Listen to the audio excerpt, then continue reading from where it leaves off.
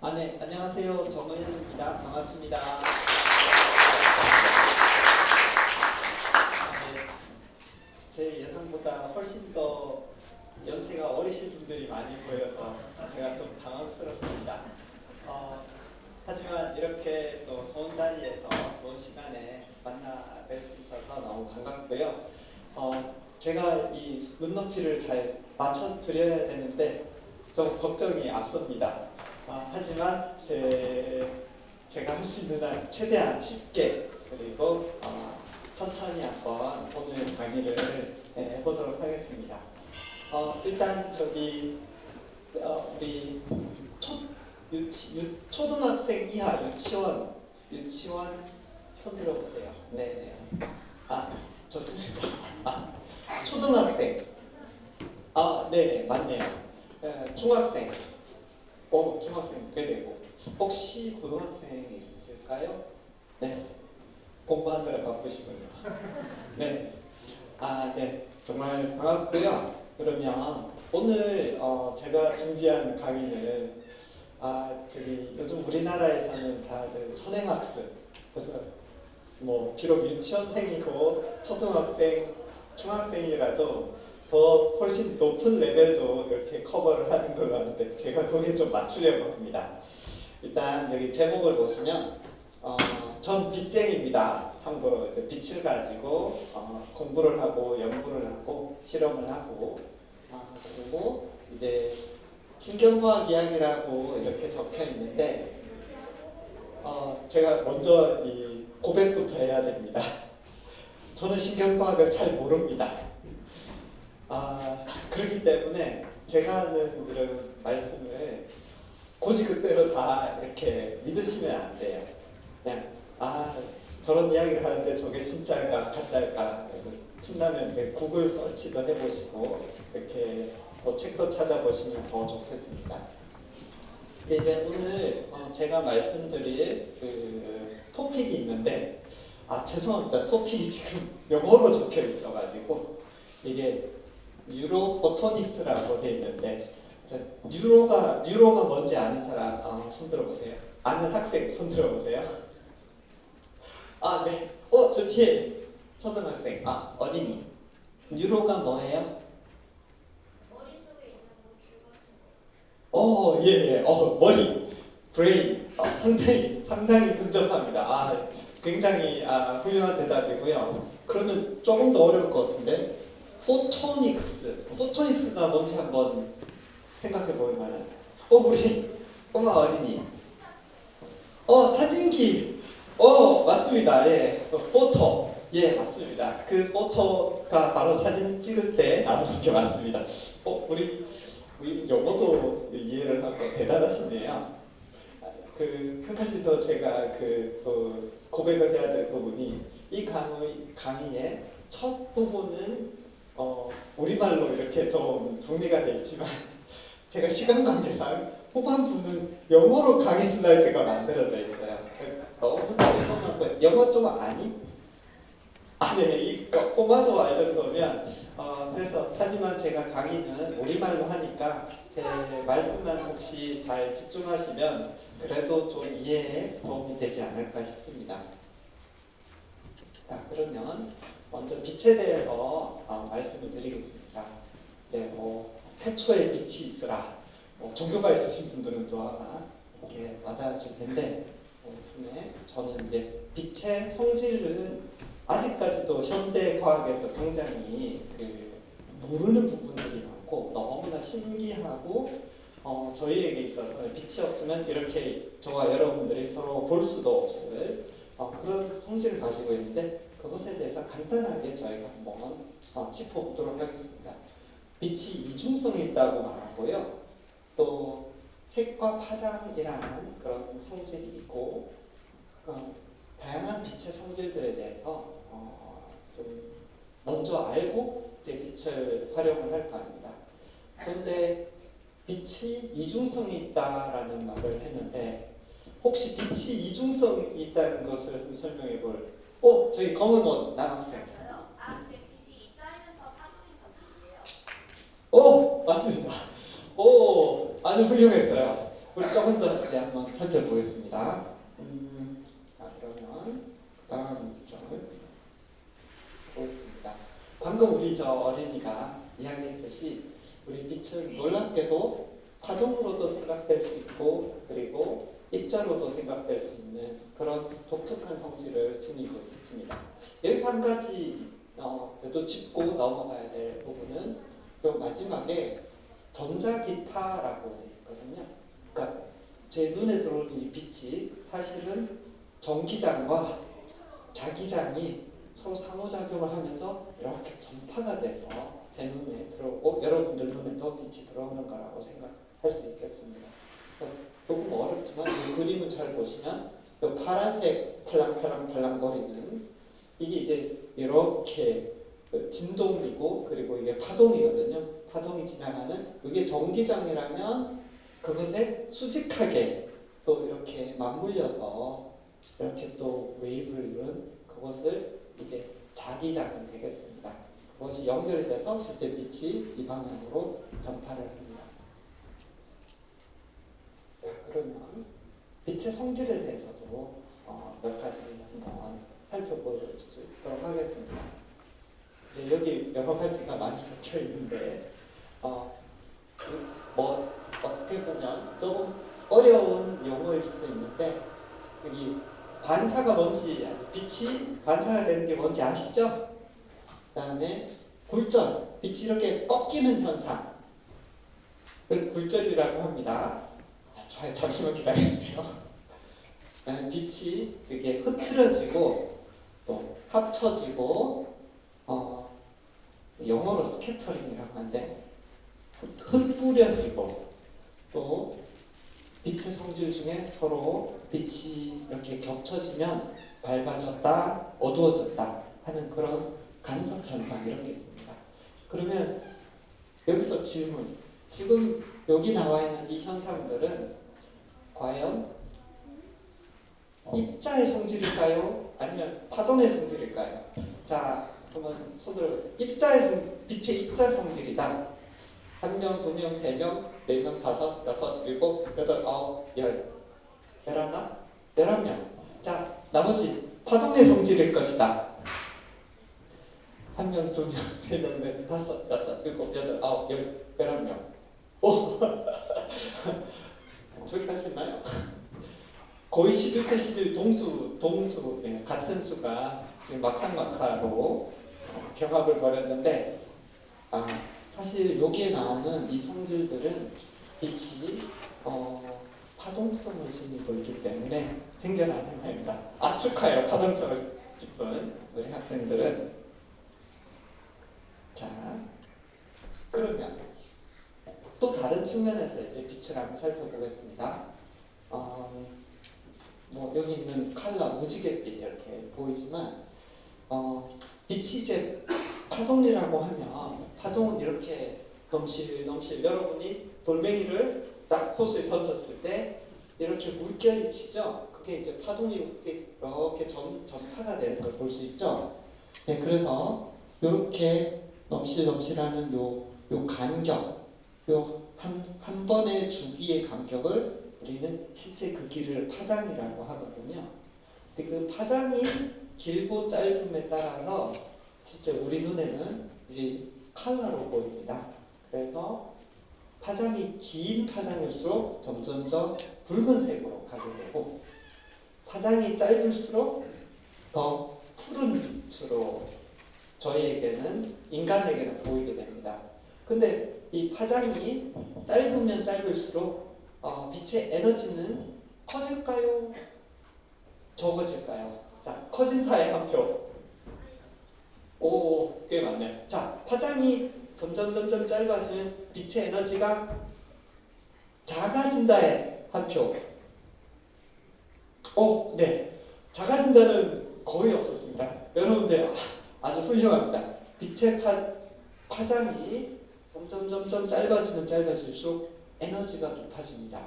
그래서 여러분들이 여기 바깥에 오실 적에 선블락 크림 있잖아요.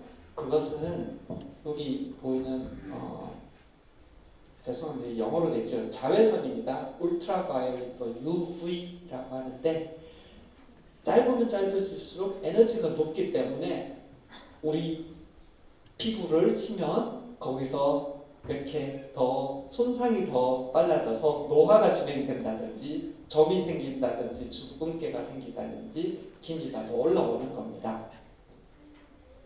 자, 그러면 여기서 제가 하나 질문을 드리고 싶은 것이 우리가 이렇게 보고 있는 이 세상은 사실상 가시광선이라고 해서 빛의 파장이 아주 이렇게 딱 한정된 곳만 저희가 볼 수 있어요.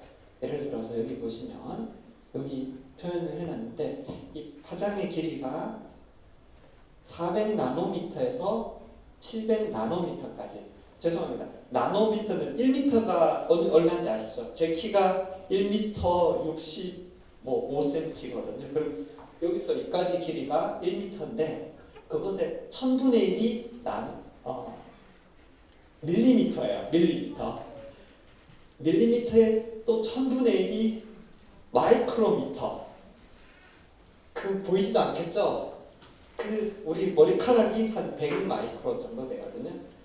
그 머리카락 두께 또 1000분의 1이 나노미터예요. 그래서 우리가 볼 수 있는 빛은 이 넘실넘실대는 빛의 파장이 눈에 잘 보이지 않을 정도로 엄청나게 작은데 그 400에서 700나노일 때만 저희가 빨주노초 파남보로 보이게 되는 겁니다. 그러면 파장이 그렇지 않은 빛도 존재하겠죠. 예를 들어 짧은 빛, 예를 들어서 자외선 빛, 파장이 더 긴 빛도 존재하겠죠. 우리 눈에 보이지 않지만 적외선이라고 합니다. 그래서 우리가 보는 이 세상이 그냥 내 눈에는 보이지만 그게 다가 아니라는 것을 이제 어떻게 보면 저희가 인식을 할 수 있어야 될 것 같은데 그러면 이제 질문 꿀벌과 나비가 보는 세상은 우리가 보는 세상과 같을까요? 다를까요? 다르다. 왜? 오케이. 좋았어. 네, 어떻게 다른지 혹시 아시나요? 그 색깔이고 나무는 우리한테 갈색이랑 초록색이어도 나무랑 꿀벌한테는 여러 색깔로 나무가 있어요. 네. 아주 좋은 답변. 나비나 꿀벌한테는 우리가 보는 것보다 다르게 또 다른 여러 색깔로 볼 수 있다. 아주 맞는 이야기입니다. 혹시 또 다르게 생각하시는 분?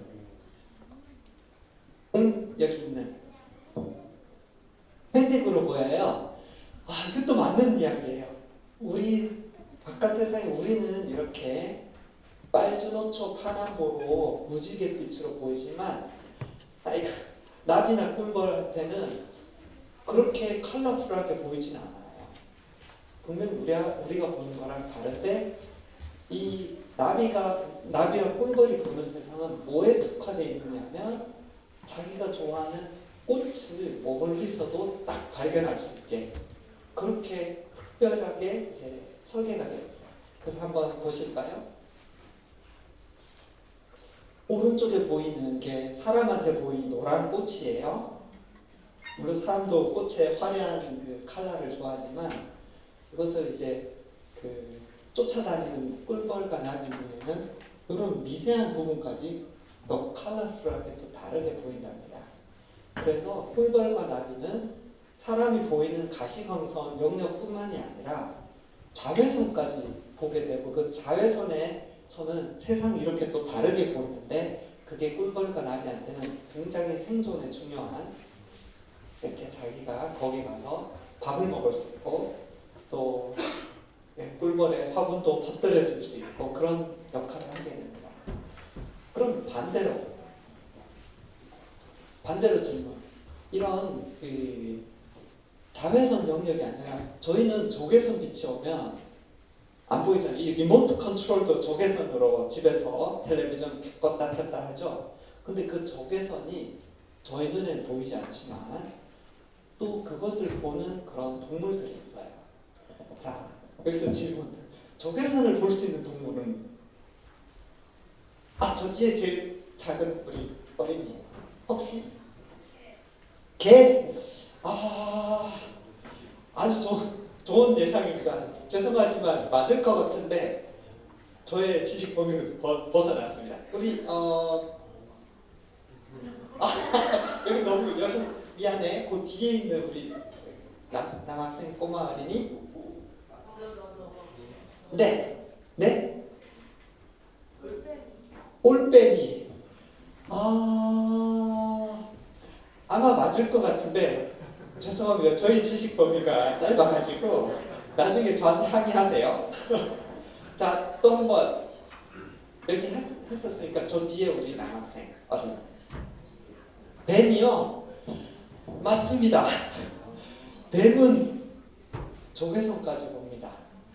여러분들 그 뱀은 사냥을 이렇게 대낮에 하는 거예요. 대낮에는 주로 또아리를 들고 앉아서 졸거나 잠을 자거나 가만히 시간을 보내요. 체온이 이렇게 저희처럼 따뜻하지 않아서 움직이는 걸 별로 안 좋아해요. 하지만 밤이 되면 이제 말씀대로 이 먹이를 찾는데 밤이 되면 우리 눈에는 밤에는 하나도 보이지가 않잖아요. 우리 눈에는 깜깜하고 하지만 여러분들 살아있는 동물은 체온이 있잖아요. 따뜻하죠. 이게 몸에 온도가 있는 이렇게 무생물이 아니라 생물 중에서도 따뜻한 체온을 가진 동물은 그 자체가 적외선을 발사를 합니다. 근데 우리 눈은 잘 보이지 않아요. 하지만 뱀한테는 이렇게 사실은 눈은 아닙니다. 뱀은 이 디텍터 탐지기가 있어요. 여기 핏 올건이라고 해서 요 오른쪽에 하나 왼쪽에 하나 있는데 그것으로 저기 앞쪽에 뭔가 적외선을 내는 물체가 있어. 그거는 틀림없이 살아있는 먹이일 거야. 그리고 얼마나 놀라운가 하면 여기 두 개가 있기 때문에 생쥐 먹이가 여기 숨어가지고 안 보이겠지 있으면 여기서 이렇게 오는 거랑 그 다음에 이쪽 핏에서 오는 거랑 이걸 이렇게 잘 종합을 해보면 방향을 딱 특정할 수가 있어요. 그러면 고개 움직인다 그러면 찾아서 공격하고 잡아먹을 수 있는 거죠. 이게 그 말하자면 저희가 볼 수 있는 세상이 정말 어떻게 보면 전부가 아니라 각 이렇게 곤충이건 나비건 또는 뱀이건 간에 이렇게 자기들이 생존에 가장 최적화된 그런 빛을 볼 수 있도록 그렇게 설계가 되어 있다는 게 굉장히 어떻게 보면 신기한 점이라고 할 수 있겠습니다. 자, 그러면 여러분들 휴대폰 뭐 다 가지고 계시죠? 그 속에도 카메라가 있죠? 자, 어떻게 보면 그 휴대폰에 있는 카메라랑 저희 눈이랑 사실은 공통점이 되게 많아요. 그래서 그 점을 한번 살펴보겠습니다. 여기 좀 영어로 돼 있어서 죄송합니다. 자, 하지만 한번 눈과 카메라를 한번 비교를 해보겠습니다. 수정차 렌즈. 자, 카메라 앞에는 렌즈가 있죠. 이렇게 렌즈. 그렇죠? 그 렌즈가 우리 눈에도 있는 거 혹시 아시나요? 네. 우리 눈에도 그 렌즈가 있는데 그것을 우리는 수정체라고 부릅니다. 자, 그러면 카메라로 사진을 찍을 때 빛이 너무 밝아요. 그러면 카메라는 저희가 여기 조리개를 이렇게 조절을 해가지고 물론 지금은 자동으로 구현하지만 옛날에 저희가 카메라를 쓸 때 조리개도 이렇게 조절을 해서 빛이 많으면 좀 빛이 적게 들어올 수 있도록. 그런데 우리 눈도 그렇게 할 수 있다는 거 아시죠? 우리 눈에 있는 조리개는 뭐라고 불릴까요? 홍채. 오, 아주 똑똑하네요. 맞습니다. 예, 제가 죄송합니다. 그 홍채가 바로 여기 조리개는 우리 눈의 조리개는 바로 홍채라고 불립니다. 그래서 여러분들 이제 거울 앞에서 봤을 때 거울 앞에서 이렇게 조명을 키웠다가 줄였다가 자기 눈을 잘 들여다보세요. 그러면 홍채가 이렇게 작아졌다, 커졌다 이렇게 되는 걸 알 수 있어요. 자, 그러면 그러니까 굉장히 중요하죠. 우리 눈이 이제 카메라랑도 카메라가 아마 우리 눈을 모방해서 이런 점을 이렇게 배웠다고 할 수 있을 겁니다. 그러면 카메라에도 필름에는 이제 상이 맺히죠. 상이 맺히면 그것을 이제 저희는 이렇게 보고 해석을 하지만 우리 눈은 뒤에 눈 뒤쪽에 있는 이 망막에 상이 맺히고 그것을 사실은 이 재밌는 것은 이 망막에 제가 여러분을 보면 여러분들의 모습이 이게 눈은 수정책 하나이기 때문에 위아래 뒤집혀서 이렇게 제 망막에 맺히고요. 제 뇌는 브레인은 그것을 다시 되돌려서 해석을 합니다. 그러니까 우리 눈은 어떻게 보면 뇌와 연결이 돼서 이제 외부 세상을 해석한다고 그렇게 생각할 수 있겠습니다. 자, 그러면 조금 더 어렵게 들어가서 제가 연구하는 것이 이제 현미경이기 때문에 이제 여러분들 여기 있는 이 현미경 본 사람? 네, 본 어린이들 많네요. 아직 못 봤다. 현미경이 어떻게 생긴지 괜찮아요. 조만간 어딘가에서 보게 되는 현미경은 아주 작은 물체를 큼직하게 키워서 볼 수 있는 그런 도구예요. 그래서 이 속에는 뭐 여러 가지 렌즈들이 있고 그런데 조금 이건 좀 어려운 개념이어가지고 제가 약간 천천히 설명을 드리고 나중에 더 어려운 설명은 더 빨리 그냥 넘어가겠습니다. 자, 보시면 현미경은 조그만 물체를 봐야 되니까 여기 그 물체가 조그맣게 보이죠? 이 실제 대상이라고 생각했는데 이걸 맨눈으로 보면 보일 듯 말 듯 굉장히 작습니다. 하지만 렌즈를 이용하면은 그것을 키울 수가 있어요. 근데 제가 조금 전에 그 빛의 성질 중에서는 중요한 성질 중에 하나가 빛이 매질, 예를 들어 글래스, 유리 같은 걸 만나면 빛이 이렇게 꺾일 수가 있거든요. 근데 이제 다시 한번 저희가 그 우리 눈이 하는 역할을 생각해 보면요. 예를 들어서 컴퓨터가 있다 그러면 저기 빛이 와서 이 컴퓨터 여기 뭐 사과 모양이 있죠.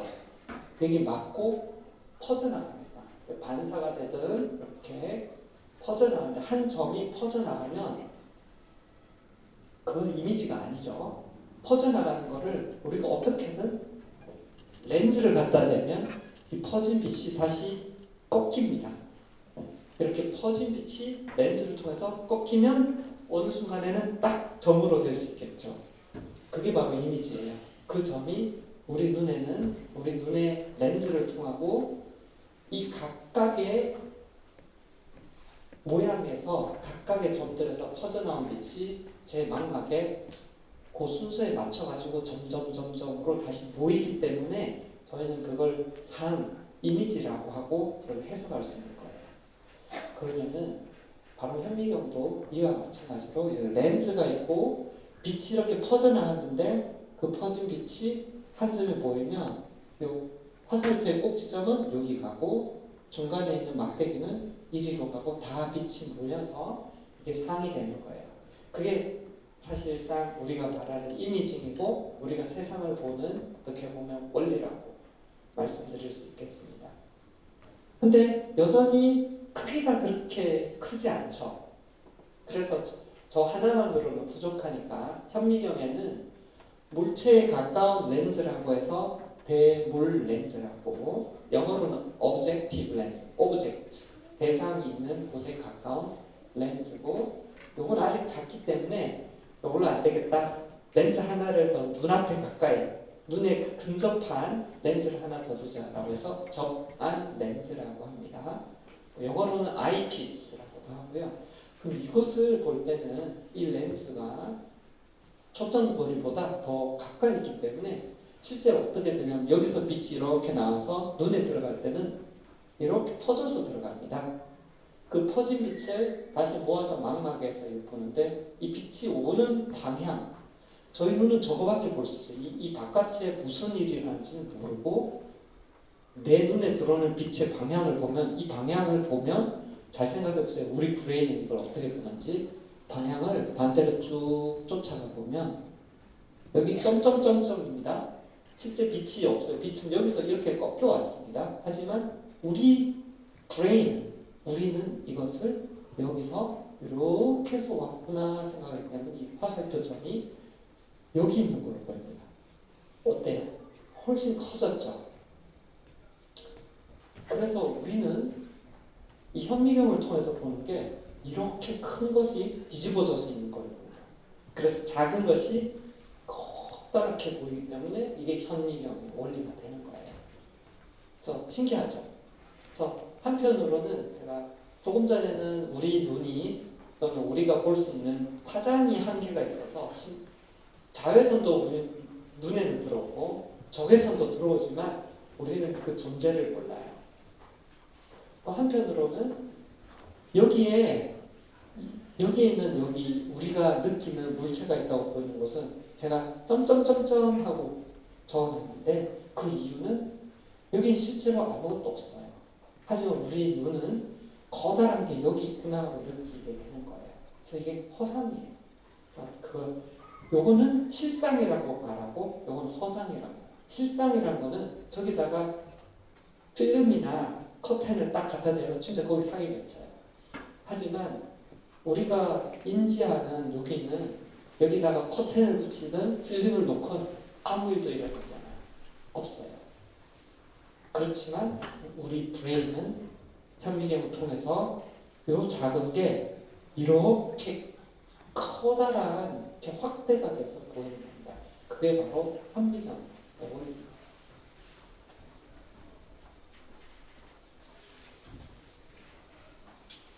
자, 그러면 이 현미경이 우리가 어떻게 발전해 왔는지를 간단하게 한번 역사를 살펴보도록 할게요. 이상하게도 네덜란드에서 많이 이렇게 시작을 했는데 보시면 그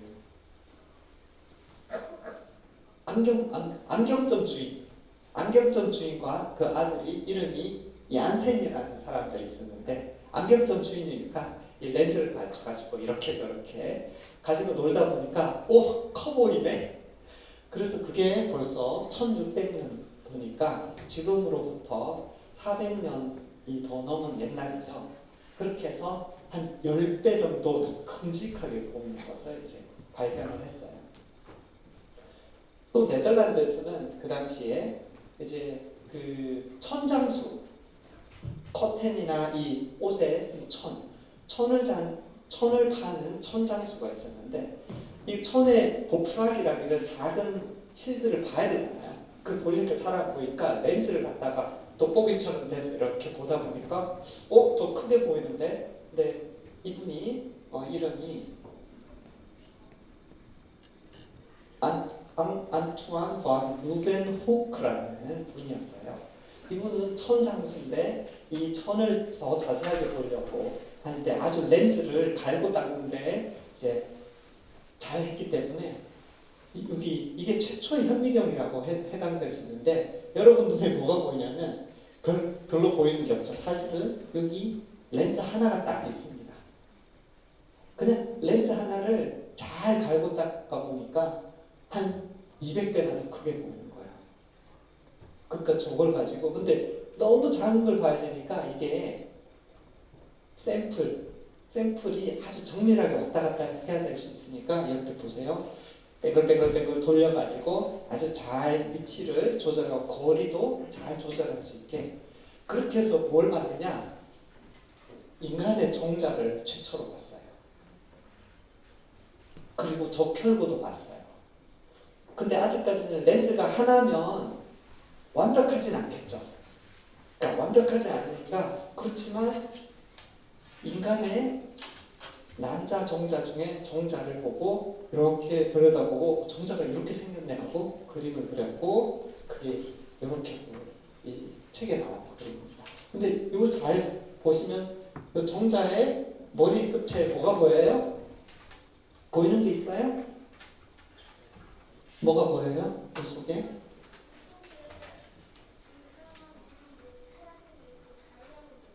네, 맞아요. 다이아 같은 게 있고 물체 같은 게 있죠. 혹시 이게 뭘 닮았는지? 맞아요. 사람을 닮았죠. 그쵸? 이게 바로 그 잘 안 보이기 때문에 정자를 봤는데 이 정자 머리가 있는데 정자와 난자가 만나면 뭐가 돼요? 아기가 되죠. 그래서 작은 아기가 여기 숨어 있을 거다 생각하고 그랬는데 이것은 안 보여서 상상으로 지어낸 겁니다. 잘 안 보이기 때문에 분명 저기 작은 사람이 있을 거야. 왜냐하면 나중에 이게 아기 씨가 돼서 사람이 될 테니까. 하지만 잘 안 보였기 때문에 상상도가 되겠고요. 그 뒤에 조금 더 시간이 지나서 한 1670년대에 이렇게 이제는 렌즈 하나만이 아니라 렌즈를 여러 개를 잘 복합해서 하면 훨씬 더 잘 보일 수가 있거든요.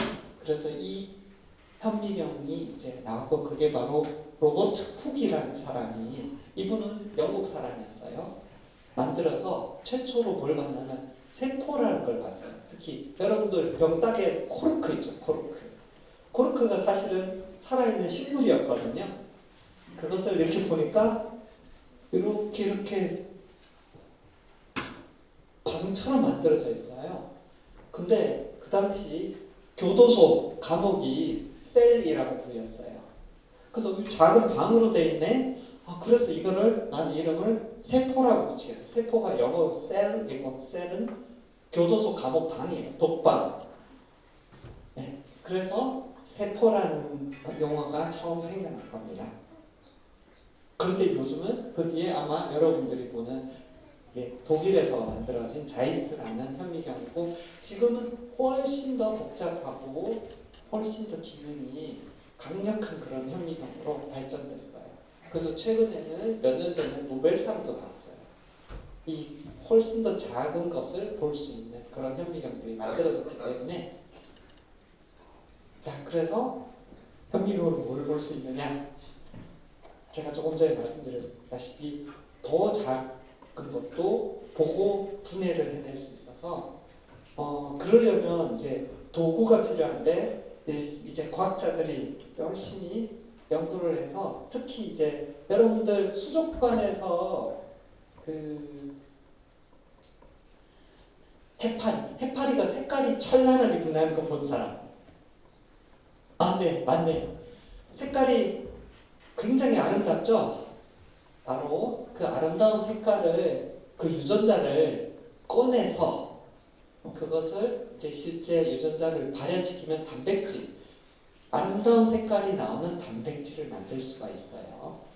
심지어 그것을 잘 했더니 온갖 종류의 푸른색부터 노란색, 빨주노초, 파란보까지 이런 걸 다 우리가 만들어낼 수 있었고 이것을 쓰면 이전에 색깔이 없어서 잘 안 보이는 것들도 예를 들어 이건 뇌신경세포거든요.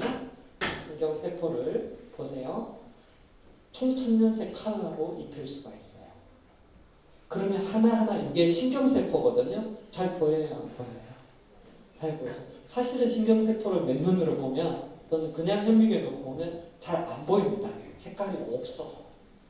하지만 저희가 유전자 조작을 통해 가지고 이 유전자로 색깔을 집어넣으면 세포들을 아주 디테일까지 하나하나 볼 수 있게 되는 겁니다. 2004년에 노벨상 받았어요. 바로 어떻게 받았냐? 이 해파리를 건져다가 왜 어디서 이런 색깔이 나오는 건지를 그 유전자들을 이제 찾아가지고 그것을 이제 발견을 해내서 이렇게 다양한 팔레트를 만들 수 있다는 걸 보였기 때문에 이게 이 생명과학 연구에 굉장히 잘 활용이 되고 있습니다. 그래서 보시면 여기 보시면 이게 세포거든요. 세포의 요 가운데 있는 이거는 세포 핵입니다. 핵도 저희가 이렇게 붉은색으로 칠해줄 수 있고 세포 속에 소위 올그넬이라고 소기관도 이렇게 보여줄 수 있고 여기는 또 다른 세포들도 다른 색깔로 칠할 수 있게 되는 거예요. 재밌죠? 네. 자, 그러면 조금 더 나가서 우리가 이 유전자라는 것을 더 잘 알 수 있게 되면은 그 다음에는 이걸 가지고 조작을 할 수 있게 돼요. 그런 조작을 해서 신경과학에 활용하는 것이 소위 광유전학이라고 해요. 영어로는 옵토지네틱스. 너무 어려운 말인데 한번 풀어서 볼게요. 옵토는 빛을 뜻하고 지네틱스는 유전학을 뜻해요. 유전자는 여러분들이 알고 있는 이 DNA에서 이렇게 유전자가 있는데, 근데 과학자들이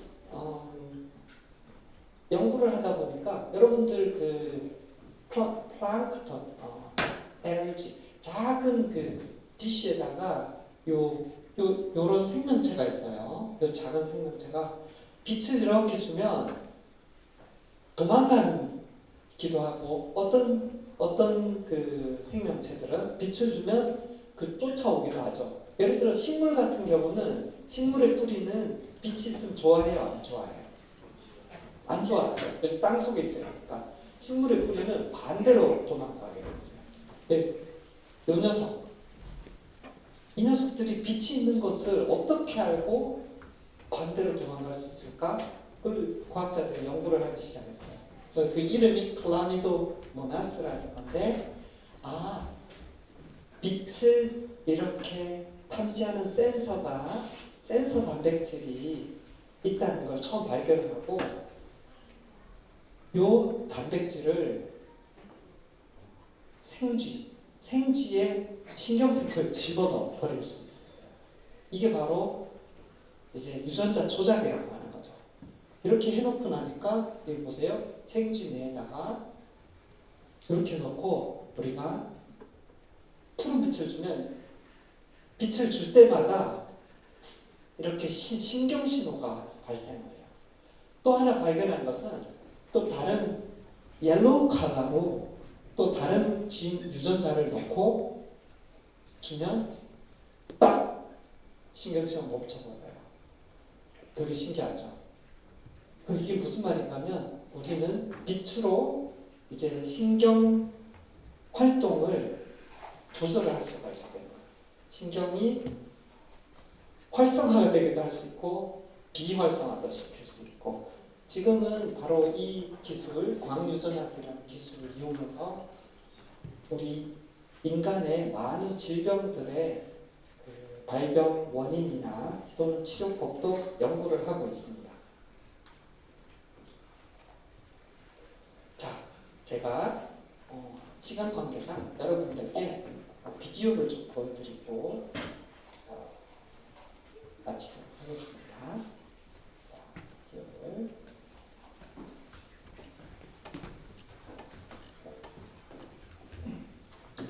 자, 여기 생쥐 보이죠?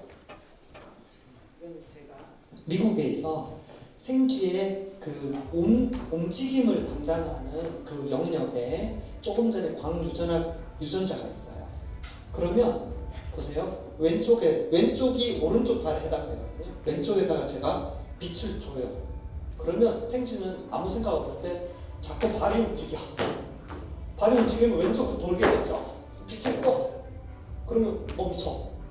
또 빛을 주면 나는 아무 생각 없는데 움직여. 생쥐를 리모트 컨트롤할 수 있다는 것을 이걸 발견한 창시자거든요. 스탠포드 대학 교수님이신데 제가 보여드릴게요.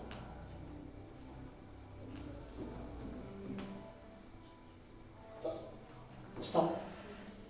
온 빛을 주고 있어요. 뱅글뱅글 돌죠? 스탑. 또 빛을 온. 신기하죠? 그럼 그 살아있는 동물을 이 유전자를 집어넣으면 제 마음대로 요리 가라 저리 가라 컨트롤을 할 수가 있게 되는 거죠. 근데 좀 잘못해서 빛을 너무 많이 줘가지고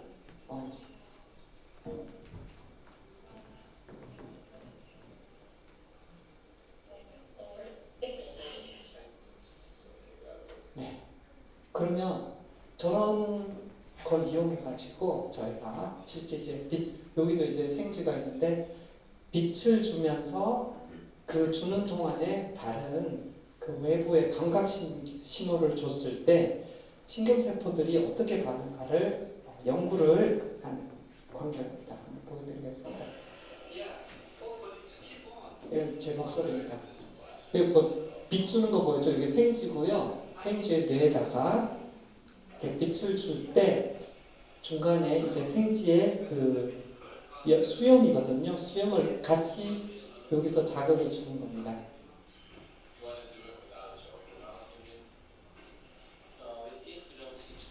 그렇게 해서 뭘 하게 되냐? 이렇게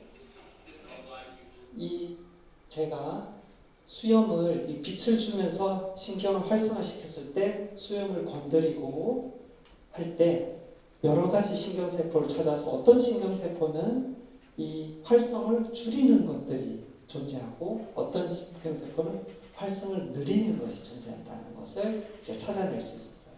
그래서 이런 연구는 저희가 더 잘 알면 알수록 사람에게 생기는 여러 가지 질병들을 갖다가 연구를 할 수 있고 또 치료법도 이렇게 만들 수가 있게 됩니다.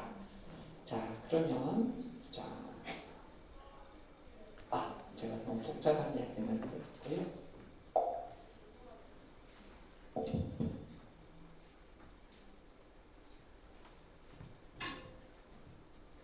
자, 마지막으로 슬라이드 몇 장만 보여드리겠습니다. 자, 우리가 뇌가 중요하다고 하는데 왜 중요한지 한번 살펴보게 되면요. 뇌는 혈액이 잘 공급이 되는 것이 굉장히 중요해요. 왜 그런가 하면 사람 뇌는 보통 한 이렇게 꺼내놓고 보면 1.4kg 정도인데 몸무게 예를 들어 70kg짜리 그 성인 남자라고 생각하면 이 1.4kg 정도 되는 것은 우리 몸의 질량으로 보면 한 2%밖에 안 돼요. 얼마 안 되죠. 그런데 심장에서 펌프질을 해서 피를 뇌로 얼마나 보내느냐 하면 혈액의 약 15에서 20%까지 보내요. 2%밖에 요거밖에 안 되는 작은 장기인데 피가 이렇게 들리고 그리고 산소가 우리 몸에서 가장 중요하잖아요. 세포가 대사를 하고 에너지를 낼 때 산소도 20%나 소비를 해요. 그만큼 우리 뇌가 중요한데 그렇기 때문에 우리가 잘못해서 뇌로 가는 피가 막히거나 문제가 생기면 1분도 안 돼서 수백만 개 이상의 신경세포가 죽어나가기 시작합니다. 그래서 이런 부분들이 우리가 뇌가 얼마나 중요하고 또 뇌에 혈액이 잘 공급되는 것이 중요하고 그래서 여러분들 혈액이 순환이 잘 돼야 되고 그것이 안 되면 큰 문제가 생길 수 있죠. 심각한 손상이 생길 수 있고요. 그래서 여러분들이 들어보신 주변에 할아버지나 친척분이나 아는 사람이 중풍에 걸려서 쓰러지셨다. 말씀을 잘 못하신다. 마비가 됐다. 너무나 큰 사회 문제가 되고요. 왜냐하면 여기서 생기는 장애가 너무나 큰 가정과 사회의 비용을 만들기 때문입니다. 간단하게는 핏줄이 막혀가지고 생기는 병을 허혈성 뇌졸중이라고 하고 핏줄이 터져가지고 생기는 걸 출혈성 뇌졸중이라고 합니다. 이걸 잘 분간을 못하면 치료가 잘못될 수 있어요. 피가 막혔는데 핏줄을 열어라 하는 약을 줬는데 알고 보니 잘못 알아서 출혈이면 출혈이 더 심해질 수 있겠죠. 그래서 이런 걸 구분하고 판단하는 것들이 의학적으로 중요하고요. 주변에 그래서 이것을 빨리 알아차리게끔 하는 그런 프로토콜이 있어요. 그래서 FAST라고. FAST가 무슨 뜻이에요? 빠르다는 뜻이죠. 근데 요 F 중에 F가 face, 얼굴이 약간 에이스 비대칭이 돼버려요. 그걸 딱 캐치를 하셔야 되고 두 팔 들어보세요 할 때 자기 팔 들려고 하는데 안 들려. 그러면 이게 뇌졸중의 전조 증상. 세 번째, 말 좀 해보세요 하는데 말이 어눌해졌어요. 이분 이런 분이 하는데 스피치. 갑자기 발음이 이상하고 말을 못한다. 이런 증상들이 보였다. 여러분들이 사랑하는 할아버지 또는 아버님께서 그랬다. 그러면 뭐 해야 돼요? 시간 없어요. 무조건 119 불러서 병원 보내야 됩니다. 1분 1초가 급해요. 왜냐? 뇌졸중은 1분 사이에도 수없이 많은 신경세포가 다치거나 죽을 수 있어서 그러면 우리가 아주 되돌릴 수 없는 그런 장애가 생기고 불편함이 생길 수 있습니다. 자, 이런 점에서 제가 마지막으로 한 가지만 더 말씀을 드릴게요. 이것은 제가 지금 연구하고 있는 분야라 가지고 여러분들과 그래도 공유를 하고자 하는 겁니다. 통증. 우리가 병원에 가는 이유는 아파서. 그렇죠. 그런데 우리가 아프지 않다면 어떤 일이 생길까요? 나는 타고날 때부터 아프지 않아. 그러면 오래 살까요? 못 살까요? 왜 못 살아요? 안 아프면 좋은데.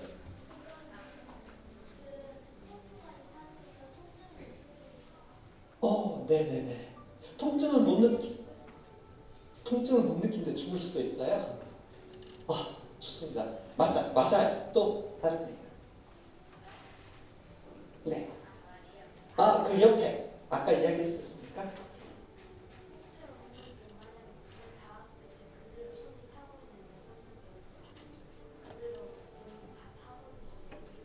맞아요. 아주 중요한 포인트입니다. 내가 잘못해서 손을 불 위에 얹어놨는데 통증을 못 느끼면 계속 타버릴 수 있겠죠. 정말 맞아요. 그래서 통증 못 느끼는 그런 환자들은 자꾸 자기 혀를 깨물고 다쳐서 여기 골마가고 있는데 아프지가 않아서 그대로 방치를 해두고 손가락이 어디 가서 이렇게 다쳐가지고 잘렸는데도 아프지가 않아서 몰라요. 이게 반복이 되면 나중에 많이 다치고 감염이 되고 그래도 아픔을 못 느끼기 때문에 대부분 일찍 돌아가십니다. 이렇듯 통증이라는 것은 우리가 생존에 너무나 중요한 역할을 하는데 하지만 우리는 아픈 게 좋아요? 싫어요? 싫죠. 그러니까 병원에 가는 건데 우리 주변에는 이렇게 통증은 우리한테 없어서는 안 되는 굉장히 중요한 다치지 말고 위험이 있다는 걸 보여주는 거지만 어떤 사람들은 이게 잘못돼가지고 계속 통증이 오는 사람이 있어요. 그것을 우리는 병적 통증이라고. 여러분 한번 상상해 보세요. 내 손에 누군가 계속 불을 쬐고 있어요. 이런 느낌이에요. 그래서 이런 분들은 많은 수가 자살을 시도하기도 하고 더 이상 살 의미가 없다. 근데 이런 통증에 시달리면 약이 별로 없어요. 그나마 지금 잘 듣는 약이 뭐냐?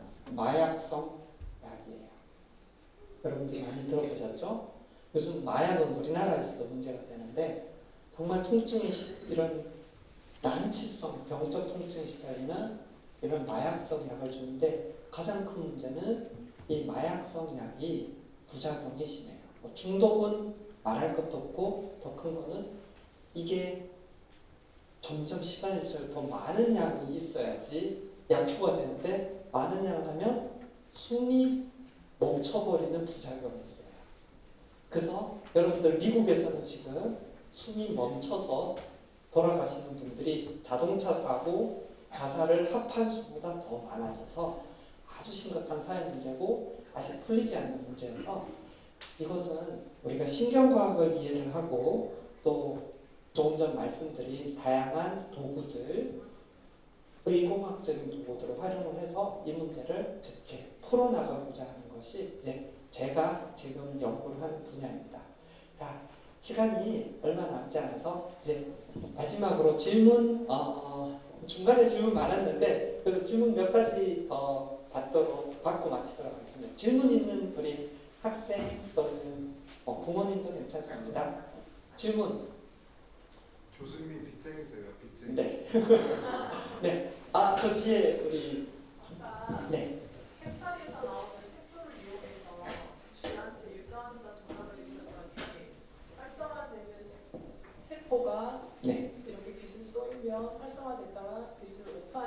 활성화 멈췄다고 했잖아요.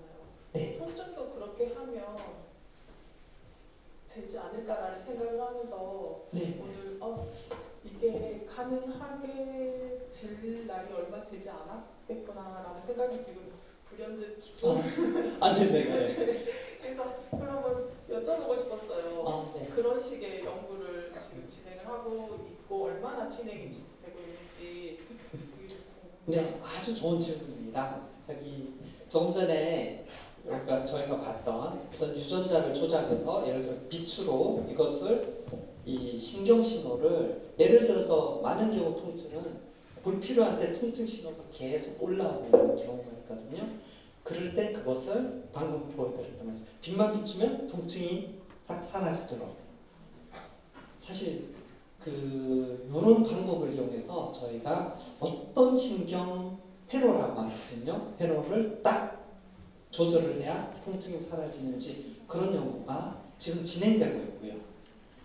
하지만 가장 큰 문제는 이게 통증이 워낙 복잡한 문제고 이 뇌 속에 네트워크로 다양한 게 적용이 되고 있어서 딱 하나만 핀포인트해서 어디가 통증의 맥인지 그런 부분은 아직까지 저희가 잘 몰라요. 그래서 그거를 밝혀내는 것이 진행이 되고 있고 그게 우선적으로 더 중요한 일이 되고 있어요. 그래서 사실 풀렸으면 이미 통증이 풀렸죠. 현재 계속 온고잉 되는 질문이고 저희들이 그런 연구를 계속 하고 있습니다. 아주 중요한 질문입니다. 또 다른 질문? 우리 꼬마는 계속 질문. 네.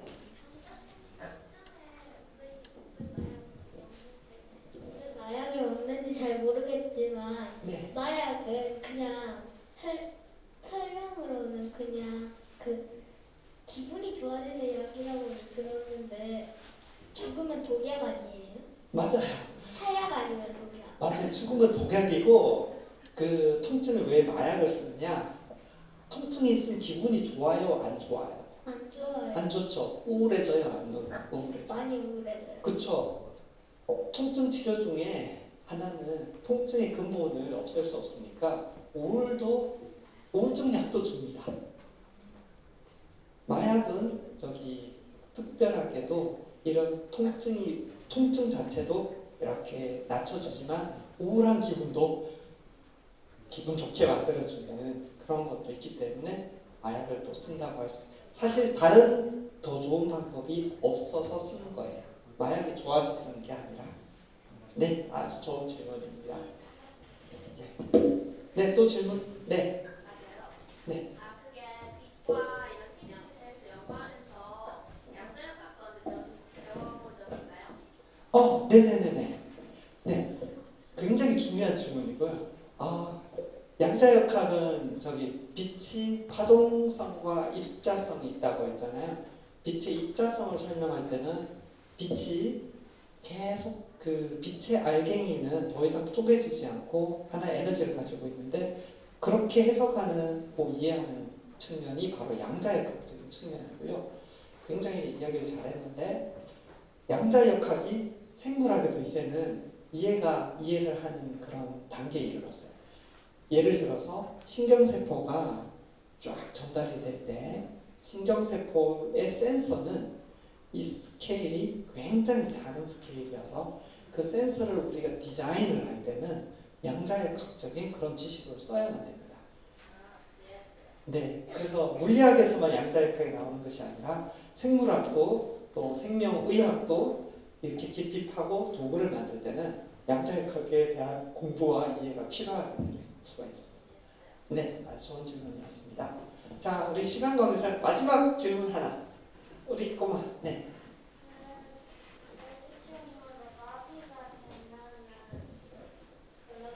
그건 어떻게 고칠 수 있어요?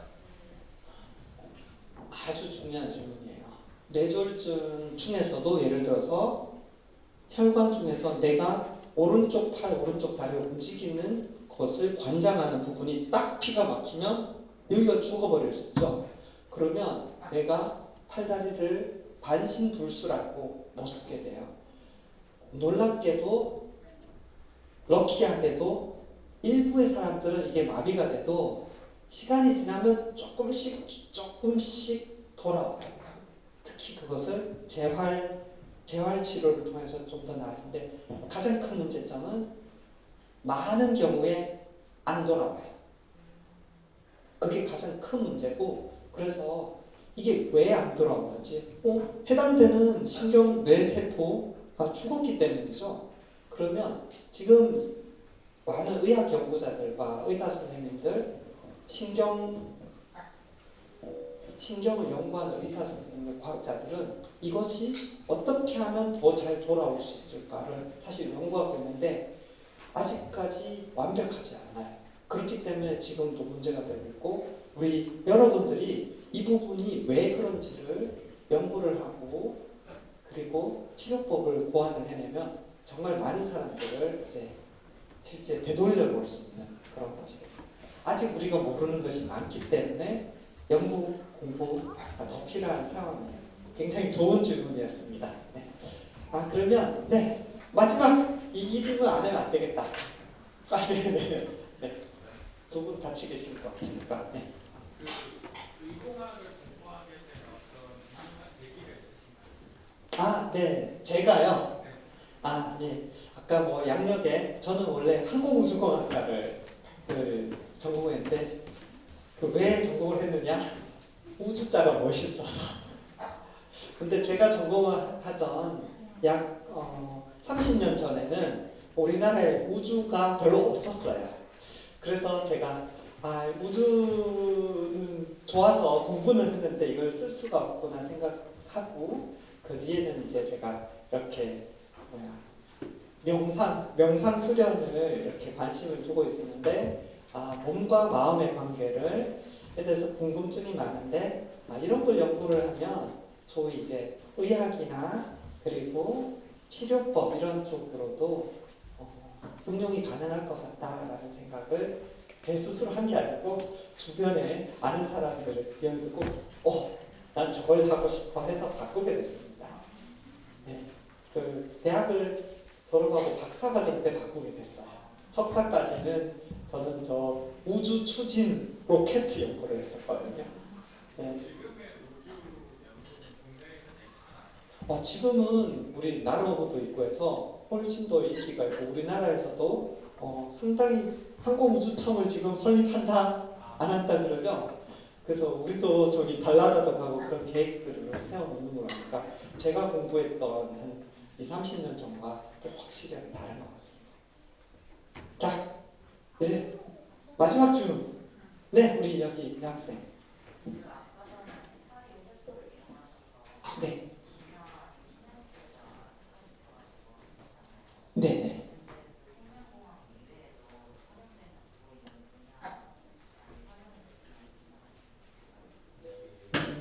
생명공학 이외에요. 사실 그 해파리에서 찾아낸 것은 거기 있는 특별한 칼라를 이해를 했기 때문에 그리고 칼라가 유전자가 발현된 단백질이라는 걸 알아냈고 그 유전자를 찾아내서 그것을 조작을 하고 떼어내서 다른 생명체에 넣을 수 있었던 거잖아요. 그래서 어떻게 보면 약간 넘어서는 거긴 하지만 우리가 이 유전자를 더 정확하게 이해를 했기 때문에 지금 약간 비근한 예로는 소위 여러분도 코비드 백신 맞으셨잖아요. 그 백신이 사실상 이런 유전자를 잘 이해를 해서 특히 그것은 mRNA라고 메신저 RNA가 있는데 그 RNA를 우리 코비드의 그 바이러스가 발현하는 것을 그 바이러스를 진짜 바이러스가 아니라 가짜 바이러스의 그 중요한 부분만 유전자를 갖다가 RNA로 만들어서 세포에 집어넣어서 발현하게 만들고 그게 우리 몸의 면역세포가 이걸 공격할 수 있게 부스트가 된 게 바로 백신을 맞아서 우리가 지금 코비드가 있어도 견딜 수 있게 된 거니까. 그리고 올해 노벨상 받았죠, 며칠 전에. 예, 바로 그런 자연현상의 신기한 것들을 잘 찾으면 어떻게 보면 굉장히 인류를 구원할 수 있는 중요한 일도 나올 수 있을 것 같습니다. 답이 됐나 모르겠네요. 네, 그러면 지금 시간이 예정된 시간 5분 초과해서 여러분들이 이렇게 긴 시간 동안 재밌게 들어주시고 질문 주셔서 너무 감사하고요. 언제든지 또 다음에 기회가 되시면 연락 주셔도 괜찮겠습니다. 자, 이상 마치겠습니다. 감사합니다.